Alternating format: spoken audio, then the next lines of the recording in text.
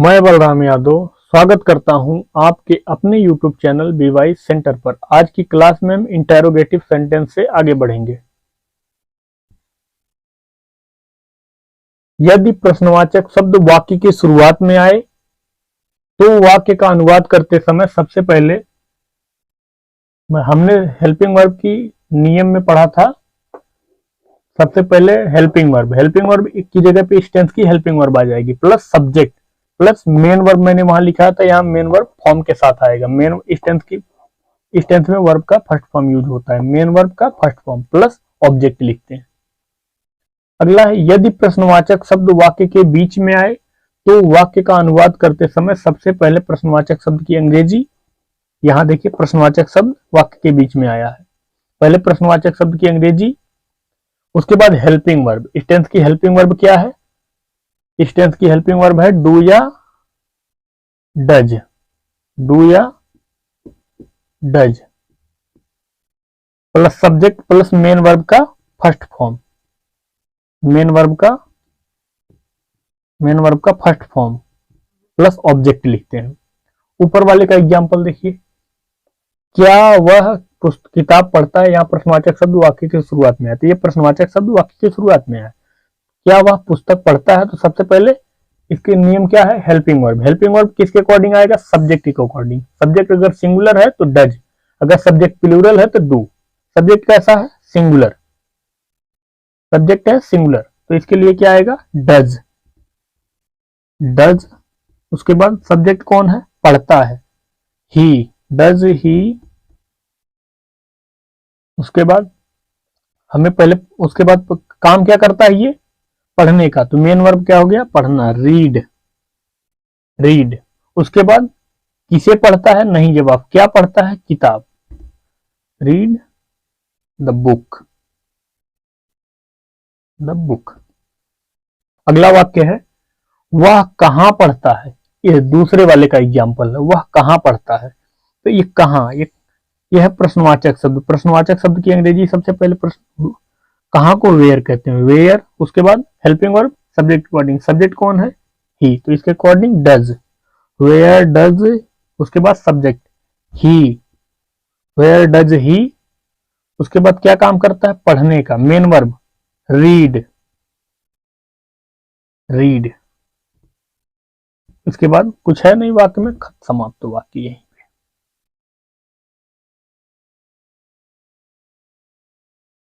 वाट means क्या, where means कहां, which means कौन सा, व्हेन मीन्स कब, whom मीन्स किसे, who मीन्स कौन, why मीन्स क्यों। अगला कितने लड़के, जब कितने के साथ countable, count able, count able noun, इसके बाद जब काउंट एबल नाउन हो, अगर कितने के बाद काउंट एबल में जो काउंट मतलब गिनना, एबल माने योग्य, जो गिनने योग्य हो, उसके पहले हम हाउ मैनी का प्रयोग करते हैं। How many. तो अगर ये गिना जा सकता है, संख्या लड़के गिने जा सकते हैं, 1 2 3 4 5, ये ऐसे लड़के गिने जा सकते हैं। तो लड़के जो गिने जा सकते हैं उनके लिए हम क्या यूज करते हैं? How many boys. इसके बाद प्लूरल में लिखे जाते हैं हाउ मैनी बॉयज। और जब जैसे चीनी, कितना के बाद चीनी भी आया है, कितना के बाद जब चीनी आया तो चीनी गिना नहीं जा सकता। अगर चीनी गिना नहीं जा सकता तो इसके लिए तो चीनी अनकाउंटेबल नाउन है। अनकाउंटेबल नाउन के साथ हम हाउ मच का प्रयोग किया जाता है, हाउ मच शुगर, और ये सिंगुलर ही प्रयोग किया जाता है, इसमें एस का प्रयोग नहीं किया जाता, क्योंकि अनकाउंटेबल नाउन के कभी भी प्लूरल नहीं बनाए जा सकते।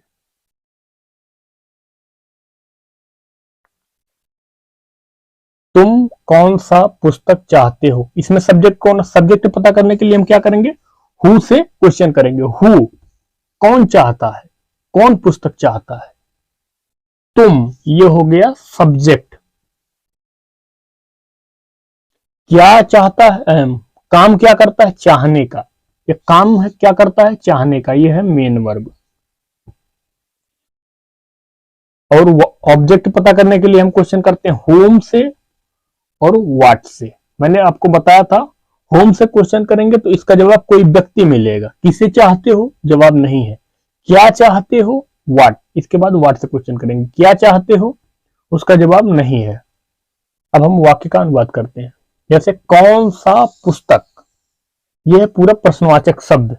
प्रश्नवाचक शब्द ये है, इस प्रश्नवाचक शब्द की अंग्रेजी पहले विच मीन्स कौन सा, विच कौन सा पुस्तक, इसके साथ कौन सा पुस्तक, विच बुक।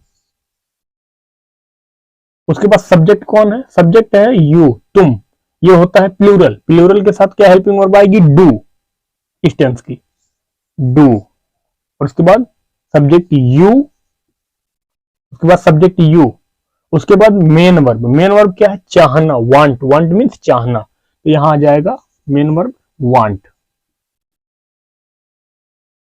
इसके आगे कुछ दिया नहीं है। अगला वाक्य, वह यहां क्यों आती है, वह यहां क्यों आती है, ऐसे कौन आती है, सब्जेक्ट प्रश्न करें कौन आती है तो जवाब मिलेगा आपको वह, तो ये हो गया सब्जेक्ट। काम क्या करती है, आने का, आना, आना है मेन वर्ब। किसे आती है, होम से क्वेश्चन पहले करेंगे, किसे आती है नहीं जवाब, क्या आती है नहीं जवाब, इसका मतलब और कुछ इसमें है नहीं। तो हम पहले सबसे पहले प्रश्नवाचक शब्द की अंग्रेजी, वाई, वाई मीन्स आ गया, वाई मीन्स क्यों। उसके बाद हेल्पिंग वर्ब, हेल्पिंग वर्ब किसके अकॉर्डिंग आएगी, सब्जेक्ट अकॉर्डिंग, वह, ये कोई औरत है, औरत के लिए हम क्या यूज करते हैं, सी, और सिंगुलर होता है, सिंगुलर के साथ डज आता है, why does, does she, why does she. उसके बाद मेन वर्ब, मेन वर्ब क्या है, आने का काम, कम मीन्स आना, कम। मैंने बताया था जब आपको कोई वर्ब आ जाए ऐसी जिसके बाद प्लेस की रिक्वायरमेंट हो, तब हम वहां सीक्वेंस फॉलो करते हैं, पी एफ टी। पी का मतलब adverb of place, adverb of, adverb of place, adverb of place. Adverb of place पता करने के लिए हम वेयर से क्वेश्चन करते हैं, वेयर, कहां, कहां आती है, यहां, कम हियर, ये प्रश्नवाचक शब्द, कम हियर। ये यफ क्या है, adverb of frequency, adverb, adverb of frequency, adverb of frequency. Adverb of frequency पता करने के लिए हम कैसे क्वेश्चन करेंगे, कितनी बार, कितनी बार, कितनी बार, जैसे कितनी बार आती है जवाब नहीं है। अगला है time, adverb of time, adverb of, adverb of time. Adverb of time पता करने के लिए हम व्हेन से क्वेश्चन करते हैं, व्हेन, व्हेन, व्हेन मीन्स कब। तो इन दोनों का तो जवाब है नहीं, इसका जवाब हमें मिल गया तो हमने लिख दिया इसकी जस्ट बाद, ये वाक्य कंप्लीट हो गया। अगला वाक्य है, क्या तुम बाजार जाते हो, जब प्रश्नवाचक शब्द वाक्य के बीच में आए, जब प्रश्नवाचक शब्द वाक्य की शुरुआत में आए तो मैंने क्या बताया था, नियम क्या होता है, सबसे पहले हेल्पिंग वर्ब, हेल्पिंग वर्ब किसके अकॉर्डिंग आएगी, सब्जेक्ट अकॉर्डिंग। सब्जेक्ट क्या है, तुम, सब्जेक्ट कौन है, तुम, तो इसके अकॉर्डिंग इस टेंस की साइड क्रिया डू या डज होती है, प्लूरल है यू, तो यू के लिए क्या आएगा, डू, डू यू। उसके बाद मेन वर्ब, काम क्या करता है, जाने का, डू यू गो, कहां जाते हो, अब कहां, अब फिर इसके बाद भी पीएफटी का सीक्वेंस फॉलो होगा, कहां जाते हो, market, to market, to market. अब आप यहां सोचेंगे कि ये मैंने मार्केट के पहले टू क्यों लगाया और यहां मैंने हेयर के पहले टू क्यों नहीं लगाया, क्योंकि यह हेयर जो है ये एडवर्ब होता है, एडवर्ब अपने आप में ही ये एडवर्ब होता है। और मार्केट जो है ये प्लेस, किसी प्लेस का, जगह को हम कहते हैं मार्केट। तो ये जो है ये नाउन है, ये नाउन है, सिंगुलर नाउन है, ये कॉमन नाउन है, तो ये एडवर्ब नहीं है। लेकिन जब हम इसके पहले प्रीपोजिशन लगा देते हैं तो ये पूरा मिलके बनता है adverb of phrase. Adverb of phrase बनता है जो एडवर्ब का काम करता है, और यहाँ ये केवल एडवर्ब है, ये बनता है एडवर्ब ऑफ फ्रेज। फ्रेज क्या होता है? ऐसा ग्रुप जिसमें दो से अधिक शब्द हो, एक से अधिक शब्द होते हैं, एक से अधिक शब्दों के ग्रुप को एडवर्ब कहते हैं। तो ये हो गया एडवर्ब ऑफ फ्रेज। यहाँ ये खुद ही एडवर्ब था तो इसकी प्रेपोजिशन की जरूरत नहीं थी, तो इसलिए प्रेपोजिशन का प्रयोग नहीं किया। और यहाँ टू क्यों प्रयोग किया? टू का प्रयोग हम किसी फाइनल डेस्टिनेशन से पहले की करते हैं। आगे पढ़ते हैं इंटेरोगेटिव निगेटिव सेंटेंस। यदि प्रश्नवाचक शब्द वाक्य के शुरुआत में आए, यदि प्रश्नवाचक शब्द वाक्य के शुरुआत में आए, वाक्य के शुरुआत में आए और वाक्य नकारात्मक हो तो वाक्य का अनुवाद करते समय सबसे पहले डू या does plus subject plus not plus main verb plus object लिखते हैं। अगला है यदि प्रश्नवाचक शब्द वाक्य के बीच में आए और वाक्य नकारात्मक हो तो वाक्य का अनुवाद करते समय सबसे पहले प्रश्नवाचक शब्द की अंग्रेजी यानी जो वाक्य में आता है वाई, क्यों, कैसे, ये इन सब की अंग्रेजी सबसे पहले। उसके बाद डू या does plus subject plus not plus main verb, main verb का फर्स्ट फॉर्म, मेन वर्ब का फर्स्ट फॉर्म, मेन वर्ब का फर्स्ट फॉर्म, यहां भी मेन वर्ब का फर्स्ट फॉर्म, मेन वर्ब का फर्स्ट फॉर्म प्लस ऑब्जेक्ट लिखते हैं।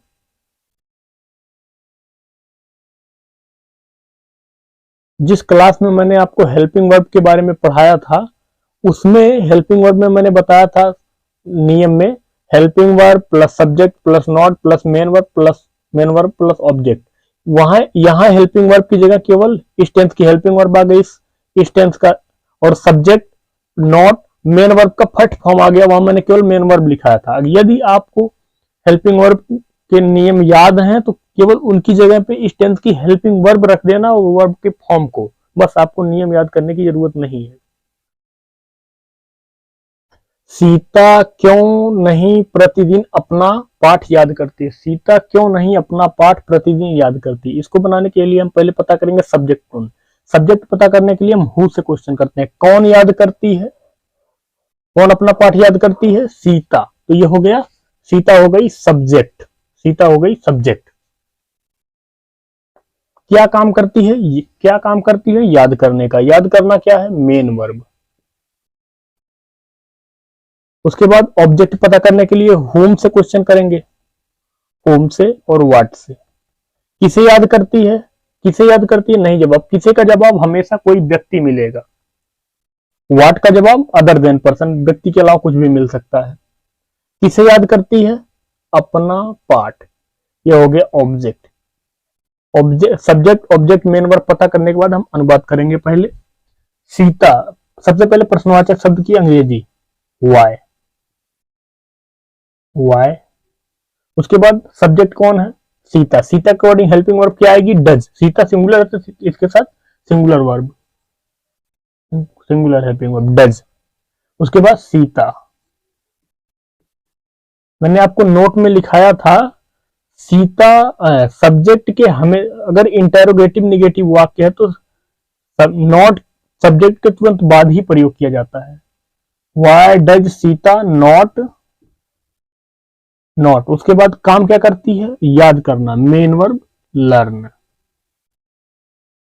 उसके बाद ऑब्जेक्ट। ऑब्जेक्ट क्या है? अपना पाठ। अपना के लिए हम क्या यूज करते हैं? Possessive adjective. पजेसिव एडजेक्टिव किसका यूज करते हैं? सब्जेक्ट का। इसका पजेसिव एडजेक्टिव क्या होगा? हर। पजेसिव एडजेक्टिव हर। लेसन, पाठ के लिए लेसन, हर लेसन।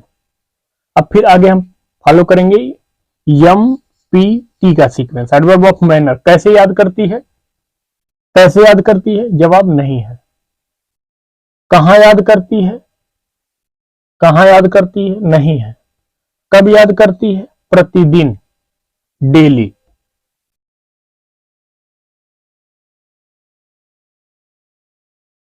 डेली।